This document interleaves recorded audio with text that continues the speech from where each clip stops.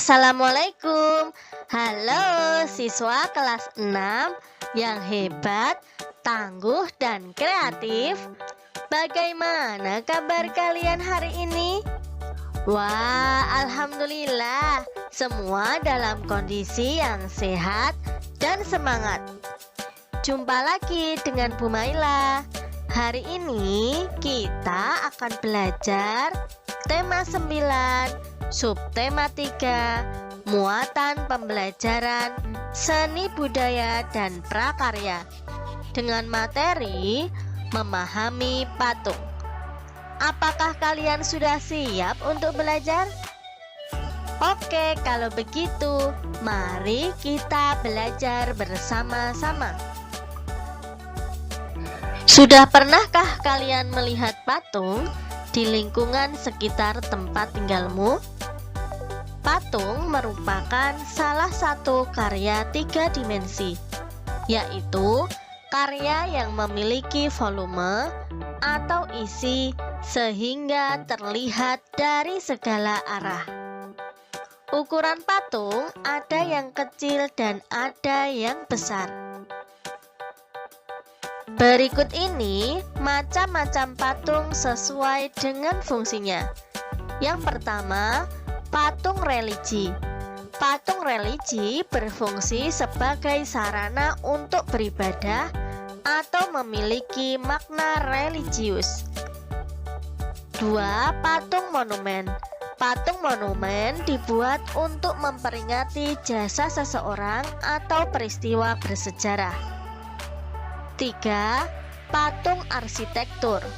Patung ini berfungsi untuk menunjang dalam konstruksi bangunan agar memiliki nilai keindahan.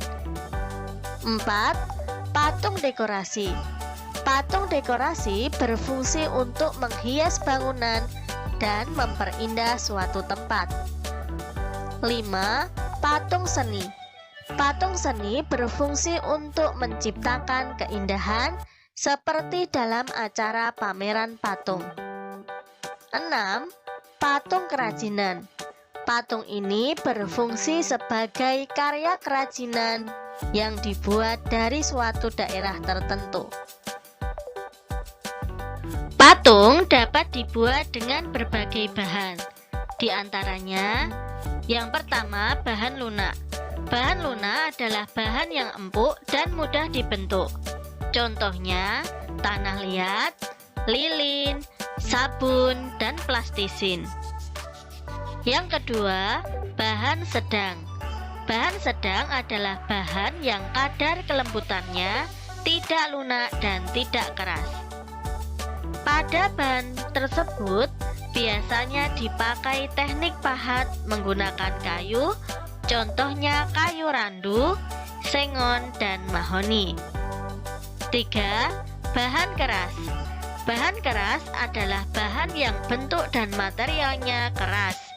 Contohnya adalah kayu jati, kayu ulin, dan batu pualam.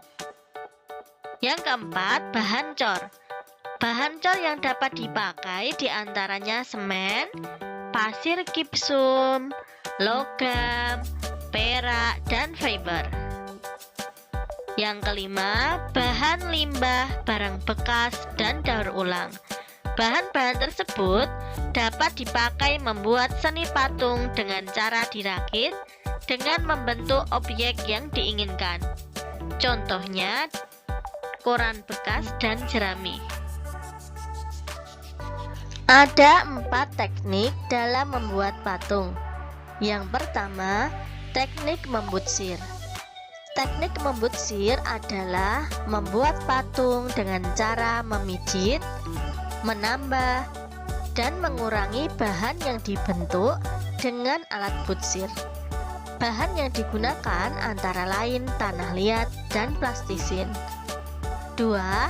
Teknik memahat, yaitu membuat patung dengan mengurangi bahan sampai menjadi bentuk yang diinginkan. Bahan yang digunakan adalah kayu dan batu. 3. Teknik mencetak, yaitu membuat patung dengan cara menuangkan bahan ke dalam wadah yang sudah berbentuk pola. Bahan yang digunakan seperti bubur kertas dan gips. Yang keempat, teknik konstruksi. Teknik ini merupakan teknik membuat patung dengan membentuk pola seperti bulat, lonjong, atau bentuk tertentu. Bahan disambung dengan perekat. Bahan yang digunakan antara lain kertas, lembaran logam, dan semen. Nah, selanjutnya kita akan fokus pada pembuatan patung menggunakan teknik konstruksi. Teknik membuat patung sangat beragam. Salah satunya adalah teknik konstruksi. Patung bisa dibuat dengan teknik konstruksi. Teknik konstruksi disebut juga teknik merakit. Teknik konstruksi merupakan cara membuat patung dengan cara menyusun bahannya, baik dengan kerangka maupun tanpa kerangka. Cara menyusunnya dapat direkatkan dengan lem, dilepo, atau dipatri. Bahan yang dapat digunakan seperti semen, pasir, kawat besi, plastisin, bubur kertas, atau bahan bekas. Perhatikan contoh berikut ini. Berikut ini merupakan gambar miniatur skuter yang dibuat oleh Pak Ujang. Miniatur ini terbuat dari potongan kaleng bekas. Nah, selanjutnya merupakan patung raksasa dari potongan bahan-bahan besi tua karya Ono Sumarsono. Wah, sangat kreatif ya. Yuk, coba perhatikan berbagai contoh patung berikut ini. Apa ya tema, alat, dan bahan yang digunakan? Yang pertama, tema patungnya adalah alat transportasi. Alat dan bahan yang digunakan diantaranya ada tang, lem besi, jam bekas, dan kawat. Gambar yang kedua, tema patungnya adalah manusia. Alat dan bahan yang digunakan antara lain ada gunting, cutter, lem, kardus bekas, penggaris, spidol, dan pensil. Gambar yang ketiga, temanya adalah alat transportasi. Alat dan bahan yang digunakan diantaranya gunting, lem, bola tenis, sedotan, kemasan minuman, dan jarum pentul. Gambar yang keempat, temanya adalah alat transportasi. Alat dan bahan yang digunakan antara lain ada gunting, lem, botol bekas, dan tutup botol. Gambar yang kelima, tema patungnya adalah binatang. Alat dan bahan yang digunakan antara lain ada cutter, gergaji, lem kayu, ranting kayu, amplas, dan pernis. Kemudian gambar terakhir, temanya adalah manusia. Alat dan bahan yang digunakan ada tang, lem, sendok makan, dan sendok garpu. Membuat patung dengan teknik konstruksi memiliki kelebihan dibandingkan dengan teknik lainnya.